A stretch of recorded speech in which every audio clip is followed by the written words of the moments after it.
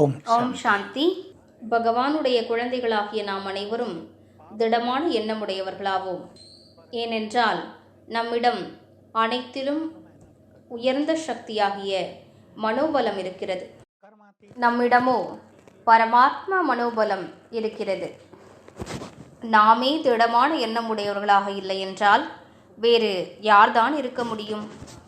எனவே உண்மையான தாரணைகளை வாழ்க்கையில் பின்பற்றுவதற்காக திடமான எண்ணம் வைப்போம். பூமியே பிளந்தாலும் தர்மத்தை விடக்கூடாது. இது பழமொழியாகும். தூய்மை தன்மையே நமது முதன்மையான தர்மமாகும். என்ன நடந்தாலும் சரி, நாம் இதனை அவசியம் கடைபிடிக்க வேண்டும். மேலும் தூய்மை தன்மையை முழுமை நிலைக்கு கொண்டு செல்ல வேண்டும். அதன் மூலம் நமது அதிர்வலைகள் இந்த உலகிற்கே உதவி புரியும். இவ்வுலகின் இருளை நீக்க முடியும். நமது வாழ்க்கையில் சில மற்ற தாரணைகளையும் கடைபிடிக்க வேண்டும். உதாரணத்திற்கு, நான் பற்றற்றவனாக ஆக வேண்டும். வீணான ஆசைகளை நான் தியாகம் செய்ய வேண்டும். இந்த வாழ்க்கையில் நான் எப்போதும் திருப்தியாக இருக்க வேண்டும். பெயர், புகழ், மரியாதையின் ஆசைகளிலிருந்து விடுபட வேண்டும். இவை மிக அழகான தாரணைகளாகும். நமது ஆன்மீக வாழ்க்கையின் அலங்காரங்களாகும். இவை நம்மை உயர்ந்தவராக்குகின்றன. சேவையின் களத்தில் நம்மை வெற்றி பெறச் செய்கின்றன. மற்றபடி ஏற்படக்கூடிய சின்ன சின்ன மோதல்கள் சேவையின் களத்தில் தடை ரூபமாக ஆகிவிடுகின்றன. சில ஆத்மாக்கள் சேவை செய்வதற்கு மாறாக டிஸ்சர்வீஸ் செய்து விடுகிறார்கள். அவர்களது எதிர்மறையான அதிர்வலைகள் சேவையின் மீது எதிர்மறையான தாக்கத்தை ஏற்படுத்துகின்றன. எனவே வாருங்கள், தனக்குத்தான் திடமான உறுதிமொழி ஏற்போம். பகவானுடைய கட்டளையின்படி நாம் கடைபிடிக்கக்கூடிய தூய்மை தன்மையினை யாரும் பறிக்க முடியாது. இந்த வாக்குறுதியை பின்பற்றுவதற்காக நன்றாக தவம் செய்வோம். சுயமரியாதையின் தவத்தின் சாதனை. நான் தூய்மை சக்தியின் சூரியனாவேன். இது மிக அழகான எண்ணமாகும். என்னிடமிருந்து தங்க நிற தூய கிரணங்கள் நாலாபுறங்களிலும் பரவுகின்றன. முழுமையான தூய நிலையை அடைவதற்கு ஆன்மீக பார்வை மிக அவசியமானதாகும்.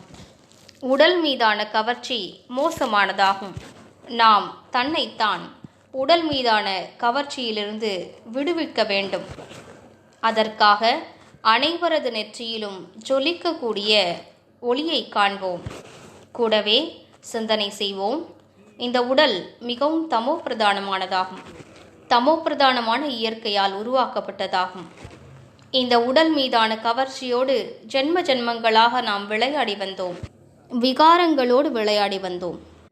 ஆனால் இப்போதோ இந்த விளையாட்டு முடிவடைந்தது. இப்போது நாம் அலௌகீகமான ரூபத்தை தாரணை செய்ய வேண்டும். நாம் பகவானுடைய உயர்ந்த ஆசைகளின்படி நடக்க வேண்டும். இந்த உடல் ஒன்றுமே இல்லை. இது ஒரு குப்பை தொட்டியாகும். வெளியிலிருந்து அழகாக அலங்கரிக்கப்பட்ட குப்பை தொட்டியே ஆகும். இதற்குள்ளே குப்பைகள் தான் இருக்கின்றன. நாமோ நமது வாழ்க்கையில் உண்மையான அழகினை தாரணை செய்ய வேண்டும். அது நற்குணங்களின் அழகு, உயர்ந்த தாரணைகளின் அழகாகும். நற்குணங்களின் அழகிற்கு முன்னால் உடலின் அழகு மங்கி போன விளக்காகும். எனவே வாருங்கள், நமது உயர்ந்த தாரணைகளுக்காக திடமான எண்ணம் வைப்போம். நமது தூய்மை தன்மை இந்த உலகிற்கே மிகப்பெரிய வரமாகும்.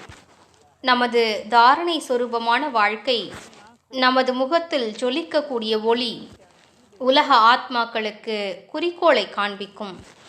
எனவே இன்று முழு நாளும் பயிற்சி செய்வோம்.